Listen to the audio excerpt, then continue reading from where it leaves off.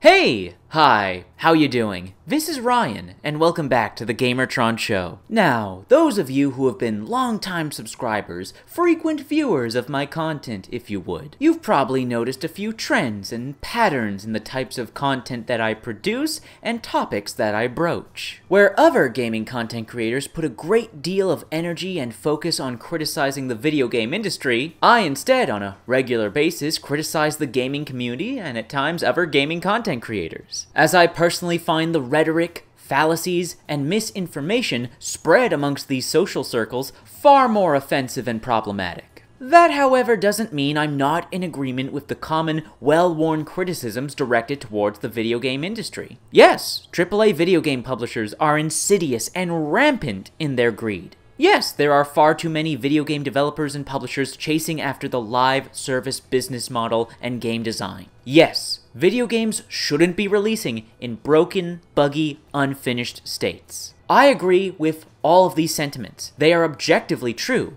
However, what I disagree with is their projected severity and their impact on the common consumer. Don't purchase these video games with egregious monetization, or at the bare minimum at least, don't engage with the egregious monetization in-game whatsoever. If you don't like live service video games, don't buy or play them. Yes, there are way too many of them flooding the market, but nonetheless, they are allowed to exist, and you're allowed to not engage with them. And finally, don't buy games at launch. Don't buy games on day one. Don't pre-order. Do your research. Wait for reviews. No one is forcibly compelling you to spend your money on the newest, latest releases as soon as they come out. Practice some patience and discipline. So again, I agree that these are all issues, but they're all issues with easy solutions. So there's no reason to stew in self-imposed misery. Instead, you could be actually enjoying gaming right now, playing all of the quality products available on the market as we speak. I'm just saying, Rockin' Stone? Rockin' Stone, anybody? Mushroom! Mushroom! Mushroom! Mushroom! Mushroom! Enough about the mushrooms. We all know it's a mushroom. We get it. But I digress. You've read the clickbait title of this YouTube video. Of course, the actual problems with modern gaming is facetious. Of course, greed and lies in the video game industry will always be a problem, and it will always be worthy of criticism, but in my opinion, from my perspective, human nature is always gonna be human nature. Greed and lies have always been a part of the video game industry. They've just evolved differently over the years. I honestly believe we're going to be contending with these issues forever, so we have to make peace with that. However, there are some issues in the video game industry that I wholeheartedly believe we should not make peace with whatsoever. Egregious issues with modern gaming that I would argue we should collectively come together and sort the hell out, because these problems affect everyone. Anti-consumer business models and monetization in video games? You can easily avoid that. Just don't give the greedy companies your money. What you can't avoid is when you are filtered out of playing the latest brand new video games, both AAA and indie, because of this industry-wide obsession with pursuing more technically demanding graphics. Year after year, PC gamers are pushed towards spending thousands upon thousands of dollars, upgrading their rigs with new GPUs and CPUs and the like, while console gamers are pushed towards generation after generation of new consoles, new PlayStations, new Xboxes. For a time, this was understandable, this was necessary, and this was good. Video games were still a fairly new medium. There was so much to explore in terms of technology, and technology continued to evolve. However, nowadays, I would argue that we've already achieved the apex in terms of visual fidelity and photorealism. I'd argue we reached the pinnacle back in 2017 with games like Resident Evil 7, Horizon Zero Dawn,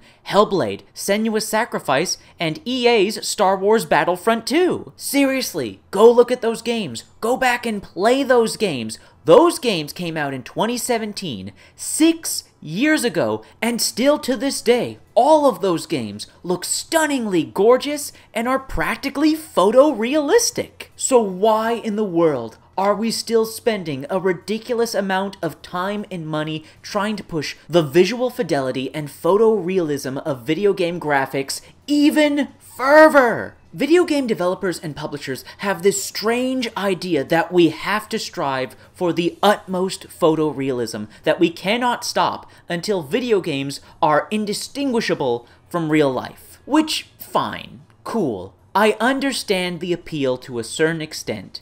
But here's the thing.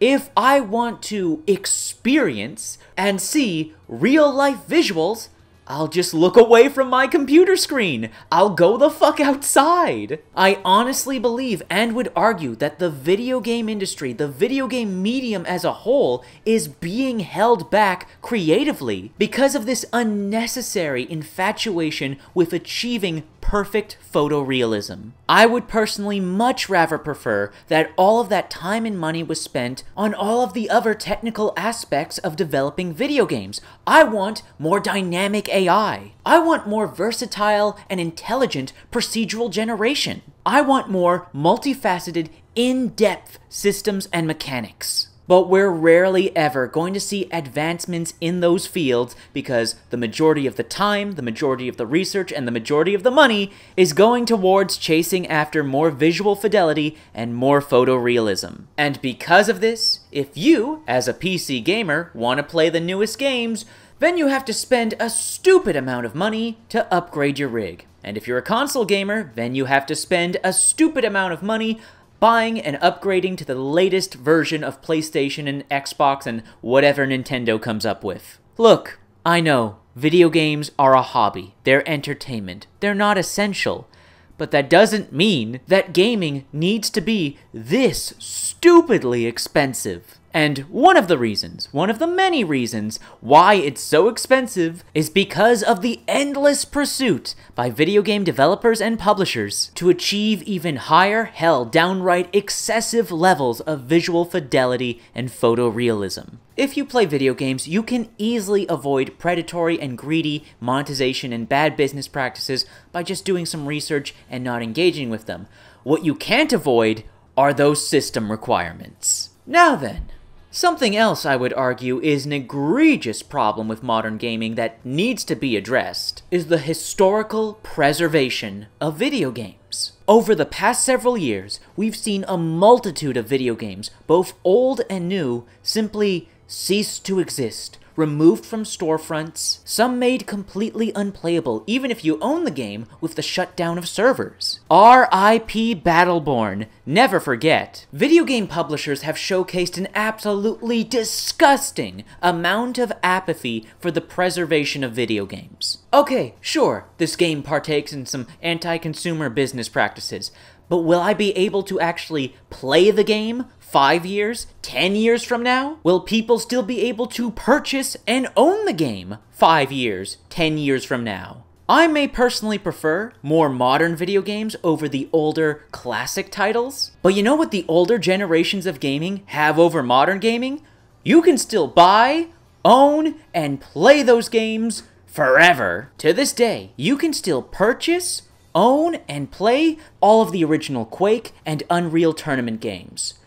What will happen to Call of Duty Warzone and Apex Legends years from now, when the player bases finally move on to whatever is the new, hottest, most popular multiplayer video game on the market right now? When these games are no longer turning a profit for Activision and Electronic Arts, what's going to happen? Both of these games don't have any offline support or AI bots to play against. So when the official dedicated servers for these games are shut down, and they will be shut down, not anytime soon, mind you, but sometime in the future, they will be, what's going to happen? Are these games just going to cease to exist? All of the time and money put into these games for nothing? These two titanic juggernauts of gaming, two historic titles in gaming history, just lost forever. Now, I personally don't play these games. I don't have any interest in playing them. But that doesn't change the fact that they have a right to exist and should be preserved. There are literally millions upon millions of people who love these games and love playing them. They've put countless hours and countless dollars into these games. Yet all it takes is the snap of the fingers of these big video game publisher CEOs, and just like that, it's all gone. It ceases to exist. You don't fucking see this with any other forms of art, any other entertainment mediums. Movies, television shows, books, comic books. All of these things and more are consistently preserved. But video games? If it doesn't have a single-player component or enable peer-to-peer multiplayer servers, then it's fucked. This is a massive issue with modern gaming that needs to be addressed, and video game developers and publishers need more pushback on the matter. When I purchase this product, do I own it and can I play it forever? If I'm giving you my money and I somehow don't own this thing and can't play it forever, then why the fuck are you selling it? Look, human avarice is something we will always have to contend with. But basic preservation of our art? This is something that's easily achievable. So yeah, the issue of video game preservation in modern gaming is something I believe should be taken far more seriously. Finally, last but certainly not least, one of the biggest problems with modern gaming, I would argue, is the lack of transparency between the video game industry and the video game community. I would go on to argue even further, one of the many reasons for why modern gaming discourse is so damn toxic right now is because of this lack of transparency. Within the video game industry, everything is so fucking secretive. Video game publishers are so fucking gun-ho with NDAs, so fucking restrictive with what video game developers can share to the public about the games they're making, that this consistent air of distrust has been manifested for decades. When every single little aspect of the game is made a damn secret, when the developers